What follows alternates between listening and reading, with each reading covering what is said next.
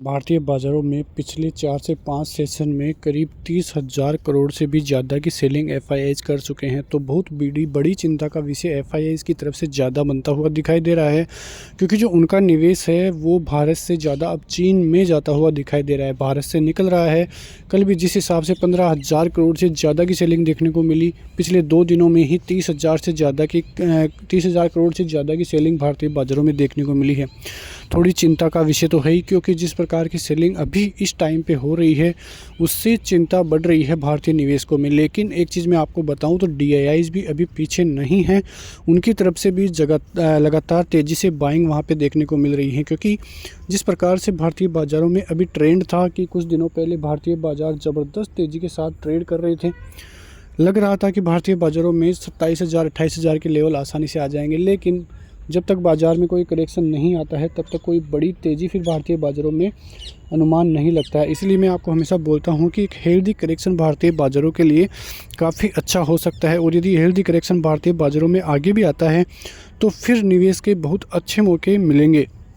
क्योंकि जिस प्रकार की तेज़ी भारतीय बाज़ारों में पिछले कुछ समय से देखने को मिल रही थी, लग रहा था, लोगों को लग रहा था, रिटेलर्स को लग रहा था कि कोई बड़ा करेक्शन नहीं आएगा। लेकिन यहाँ से यदि 5 से 10% का करेक्शन आता है तो आपके लिए बहुत अच्छा साबित हो सकता है। इसके पीछे का रीज़न ये है, इसके पीछे की कहानी ये है कि यदि करेक्शन होता है तो आपको निवेश के बेहतरीन मौके मिलेंगे। कई शेयरों में ओवर वैल्यूड हो चुके थे, अच्छे वैल्यूएशंस नहीं थे, लोगों का मानना था, विदेशी निवेशकों का भी यही मानना है कि भारतीय बाज़ारों के जो वैल्यूएशंस है काफ़ी महंगे हैं।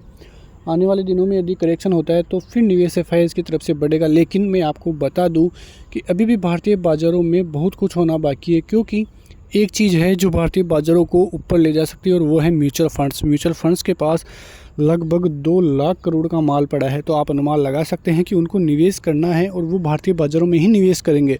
जब तक वो निवेश नहीं करेंगे तब तक भारतीय बाज़ारों से रिटर्न्स नहीं आ सकते। लेकिन यदि उन्होंने निवेश करना चालू किया तो भारतीय बाज़ार ज़बरदस्त तरीके से ऊपर आ जाएंगे। और इसके पीछे 2 लाख करोड़ रुपए भारतीय बाज़ारों में अभी पड़े हैं और वो पड़े हैं केस में। और यदि ऐसा इन्वेस्टमेंट भारतीय बाज़ारों में आता है तो आप अनुमान लगा सकते हो कि किस प्रकार की तेज़ी भारतीय बाज़ारों में आने वाले दिनों में होगी। तो कुल मिला के बात यही है, सच्चाई यही है कि भारतीय बाज़ारों में निवेश की स्टोरी आगे भी रहेगी। 2 साल, 3 साल, 4 साल बहुत ज़बरदस्त तरीके से भारतीय बाज़ारों की ग्रोथ स्टोरी रहने वाली है। क्योंकि अभी तक भारतीय बाज़ारों के वैल्यूएशंस महंगे थे, लेकिन अब जो करेक्शन हुआ है काफ़ी हेल्दी करेक्शन है।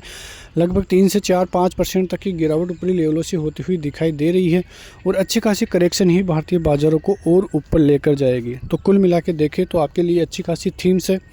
सबसे पहले थीम की बात करें तो जो बाज़ार में जो सबसे बड़ा जो हॉस्पिटलिटी सेक्टर है उसकी उम्मीदें ज़्यादा बढ़ने की। अब जो रेलवे और पीएसयू सेक्टर है वो ओवरबॉट हो चुके हैं, उनका पीक बन चुका है, तो वहाँ पे आप ज़्यादा नज़र मत दौड़ाइए। लेकिन पावर जो सेक्टर है, जो एआई सेक्टर है, वो सेक्टर काफ़ी अच्छा करता हुआ आगे आने वाले दिनों में दिखाई दे सकता है। तो इन सेक्टर्स पे, इन थीम्स पे आप कर सकते हैं। क्योंकि आप देखो कि जिस हिसाब से आपने देखा कि जो भारतीय बाज़ार है वहाँ पर अब जो देखो जूते और चप्पलें इतनी ज़्यादा बिकने कम हो गई हैं, लेकिन जो महिंद्रा थार है वहाँ पे ज़बरदस्त तरीके से बाइंग आपको देखने को मिली है और जिस प्रकार की बुकिंग देखने को मिली है उसने सबको चौंका दिया। तो आप अनुमान लगा सकते हैं कि किस थीम की तरफ बाज़ार अभी ज़्यादा ध्यान दे रहा है, आगे किस थीम की तरफ भारतीय बाज़ारों में ज़्यादा तेज़ी देखने को मिलेगी। तो ये सभी चीज़ें भारतीय बाज़ारों को और ऊपर लेकर जा सकती है। और आप अब जो है सेक्टर वाइज जो है ज़्यादा निवेश करेंगे तो काफ़ी अच्छा रहेगा, क्योंकि इंडेक्स वाइज भारतीय बाज़ारों में इंडेक्स थोड़ा महंगा है। अभी भी थोड़ी करेक्शन होता है तो अच्छे खासे करेक्शन की उम्मीदें भारतीय बाज़ार अभी भी लगा कर बैठा है। और करेक्शन होता है तो वो भारतीय बाज़ारों के लिए काफ़ी पॉजिटिव खबर आगे जाके हो सकती है। तो ऐसे ही खबरों के साथ जो है भारतीय बाज़ारों में आगे इसी प्रकार से हम तेज़ी जारी रखेंगे। आप देखिए यहाँ पे चार्ट्स देखिए, एफआईआईज़ की सेलिंग देखिए, किस प्रकार से सेलिंग देखने को मिल रही है। और जिस हिसाब से सेंसेक्स 81,688 आता हुआ दिखाई दिया है, बैंक निफ्टी में करीब 1% के से ज़्यादा की तेज़ी गिरावट और निफ्टी में भी गिरावट देखने को मिली है। तो ये सभी चीज़ें भारतीय बाज़ारों में शुक्रवार के दिन होती हुई दिखाई दी है।